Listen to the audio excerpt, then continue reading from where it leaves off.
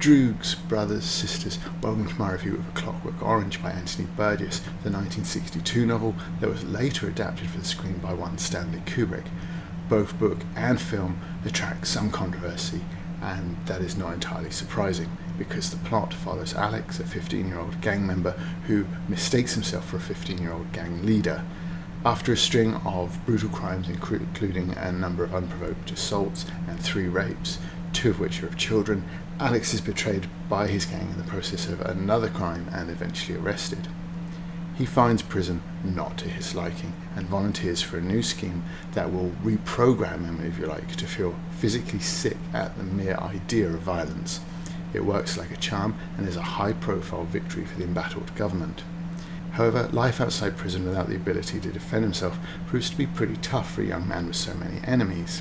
After he is beaten by the police, he arrives back at the scene of one of his previous crimes, where some anti-government protesters plot to use him to discredit the government.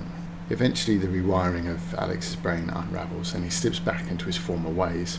And in the last chapter, which is not published in certain editions, particularly in the US, Alex decides he has outgrown his old ways and decides he'd like to settle down and raise a family. While the censorship of the film was largely the result of some toxic media coverage of teen violence in the UK, the book attracted quite a bit of debate itself. A Clockwork Orange was published in 1962, 2 years after Lady Chatterley's Lover was the subject of a very public obscenity trial, and with its depiction of rape and feral youth violence, A Clockwork Orange has been consistently controversial. Like the film, however, has not found a UK government that's willing to completely ban it despite various regional efforts. One of the barriers to casual readers of the novel is the slang that Alex uses throughout, and this passage is from the first page and is very indicative of the book as a whole. Our pockets were full of deng, so there was no real need from the point of view of crusting any more pretty Polly to toll-chuck some old Vec in an alley and bid him swim in his own blood while we counted the takings and divided by 4, nor to do the ultraviolet on some shivering starry grey-haired Batista in a shop and go smacking off with the till's guts. But, as they say, money isn't everything. Now, this edition comes with a guide to the slang, which would be a little more useful if it didn't have a number of typos itself, but this translates to: our pockets were full of money, so we didn't really need to steal any cash by beating an old man in an alley and watching him swim in his own blood while we divided the takings, nor to batter a scared old woman in a shop and go off laughing with the till's guts. Basically, Alex and his friends are going to do the violence, they just aren't doing it for the money. While Burgess, in the introduction here, talks about using the language to make the text seem modern, that they're attempting to use the actual slang of young people in his day, would date the book probably quite rapidly, and probably even before it was even in print. Yet I can't help but wonder how much of the potential for censorship also influenced his decision, because there's no doubt that the slang separates the reader from some of the brutality. This example is actually a little unusual because typically the word blood is substituted for the slang word crovvy throughout the text, and I think there's quite a difference from writing filling about with the creeching starry Batista running the shop, toll-chucking her and letting the red crovvy flow, and playing about with the screaming old lady running the shop, thumping her and letting the red blood flow. So the slang sanitizes some of the text brutality, and the text would be pretty brutal without it because it pulls absolutely no punches with Alex's horrific behaviour. He is, as shown in the passage I just quoted, performing acts of the most vicious violence against some of the most vulnerable people in society, the young and the old, for example, and he does it purely for the enjoyment of it. As characters go then, Alex should be utterly irredeemable, especially when he's in prison and the prison governors approve of his involvement in religion, but what they don't know is that Alex sees himself embracing the Roman side of it, wearing the toga as the height of fashion, and taking the lead in the battering and nailing up of Jesus. It's rather hard to imagine how the book didn't attract even more controversy. And if the book's invented teenage dialect shelters the reader from the worst of Alex's behaviour, and the book itself from the fickle 1960s censors, then it also shelters Alex as a character from the consequences of his actions to an extent, because he's actually rather charming and engaging in a way that a sociopathic monster shouldn't be. Part of this is simply done. The book is related entirely in the first person, and Alex refers to himself as your humble narrator, or occasionally your humble and suffering narrator, even dropping the narrator moniker at times to just use your humble, or variations on that theme. All 3 sections of the book also begin with the same question: what's it going to be then, eh? But at the start of the second section, detailing Alex's time in prison, he continues, This is the real and weepy and like tragic part of the story beginning, my brothers and only friends. It all helps Alex come across as really quite personable. Burgess's slang is at times almost baby talk as well, with this example coming from a scene where Alex asserts his leadership of the gang. He dropped his nods with a tinkle-tankle on the hard winter sidewalk.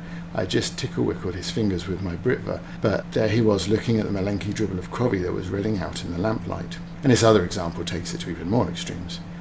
But how can you not like a character who approaches a rival gang leader and initiates a brawl with the following?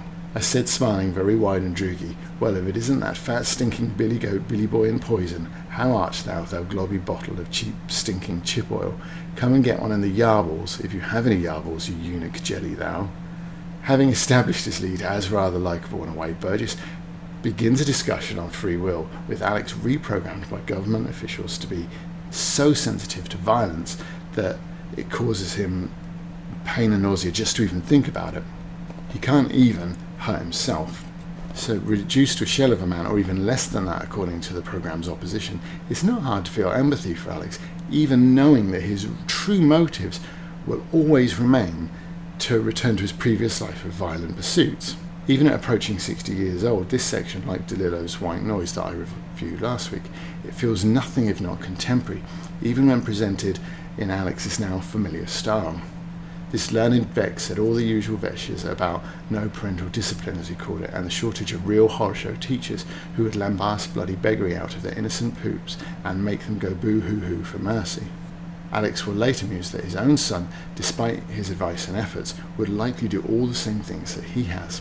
Some critics consider this a commentary on original sin, but Alex's own epiphanic redemption is caused by nothing more than maturing. That these discussions are so fresh shows that they've been going on a long time now, and the final chapter certainly proposes a laissez-faire approach is going to achieve as much, if not more, than all the government intervention in the world. And the government here and their opposition are uniquely as unpleasant as Alex's. The government wants a quick fix, an easy fix to sway public opinion. The opposition, while talking at length about free will being essential to men being men, they use Alex's program to try and push him to suicide because his death will discredit the government more than their own arguments. In fact, these men's crimes seem more unpleasant because they're underhand and committed by disagreeable characters, whereas Alex is more honest, if less subtle. I don't think American publishers or Stanley Kubrick will be the only ones to take some kind of umbrage at Alex's sudden and largely unprovoked deliverance, but it is very representative of a lot of social problem novels and provides the resolution to the novel's commentary on dangerous youths. Given the genesis of the novel came from a gang of youths attacking his wife, it's surprising that Burgess includes it, but it is an ending that I don't really mind. Likewise, in a novel limited to 150 pages, the world building is slight, sometimes unsatisfying. The teen language and its word for teenager is nadsat, derived from Russian much like most of the slang, somewhat fitting in a novel about crime and punishment. Added to the various buildings having a painting of the dignity of labour, the heavy-handed police approach, the unethical government with its imprisonment of its opposition, and even though this is clearly a future dystopia, it has a sense of this world being Cold War, perhaps even modelled on Eastern Europe under communism. Alex, though, takes little interest in the politics that concern him, and even less in the politics that don't. So to try and force sort of extra world building and explanation into the novel would probably end up feeling just contrived. And to be fair, some of the Labour councils like to put some of those paintings up here in the 1960s, so it may well be nothing more than Burgess's contemporary environment that he's relating. I guess it's a good thing, though, that the most disappointing part of this book is that there isn't more of it. In a measly 150 pages, A Clockwork Orange packs in an engaging, amusing and horrifying lead, vicious crime, a thought-provoking look at youth crime and adult reactions to it, perhaps even on the nature of man, free men at the very least. It's a busy text, and in its short runtime it simply doesn't have room to get boring. Alex's narration, heavy on the invented and inventive slang, will be a barrier to many, and if I'm honest, it took me 3 starts to get going, but it's worth the effort, and in truth, 20-30 pages in, I started to recognise the more common words, and after that, very rarely did I need to refer to the guide with its unhelpful typos at the back. It's quite fitting as well that my copy of the banned books edition has lost its dust jacket somewhere along the line, because this stark and raw text somehow looks better unclothed, though I doubt Alex would approve. This book is funny, it's thought-provoking, it's highly entertaining, and it's highly recommended. So at the end of these videos, along with suggesting you like and subscribe to the channel, I remind everyone that I read every book that's recommended to me, eventually. You can suggest something in the comments or on Twitter, where I am @SeagullsGather, which is all one word. And thank you for watching. I'll see you in the next one.